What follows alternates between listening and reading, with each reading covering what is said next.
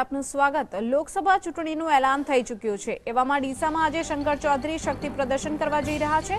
ડીસામાં આજે ખેડૂતોની જાહેર સભા યોજાવા જઈ રહી છે। બનાસકાંઠામાંથી લોકસભાની ટિકિટ લડવા શંકર ચૌધરી ઉત્સુક મનાઈ રહ્યા છે।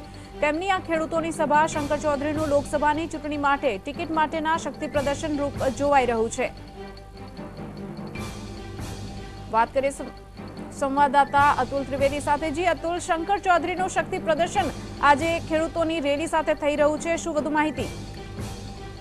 ચોક્કસ જે પ્રકારે આજે ડીસામાં આજે શંકર ચૌધરીનું શક્તિ પ્રદર્શન છે, મોટી સંખ્યામાં જે જિલ્લાભરમાંથી આજે ખેડૂતો ઉમટી પડ્યા છે અને જે પ્રકારે અહીંયા જિલ્લાના જે સહકારી આગેવાનો હોય તે તમામ આગેવાનો આજે એક મંચ પર આવ્યા છે। આગામી લોકસભાની ચૂંટણી લઈને શંકર ચૌધરી આજે જે બનાસકાંઠામાંથી ચૂંટણી લડી શકે છે, ટિકિટની માંગ કરી શકે છે અને ઉમેદવારી પણ નોંધાવી શકે છે। પરંતુ ચોક્કસ એ છે કે આજે મોટી સંખ્યામાં ખેડૂતોને આગેવાનોને જોઈને ચોક્કસ આજે જે શંકર ચૌધરીનું શક્તિ પ્રદર્શન છે તે આગામી લોકસભાની જે ચૂંટણી માટેની લડવાની તૈયારી બતાવે છે। સોનલ જી અતુલ, સમગ્ર માહિતી બદલ આભાર।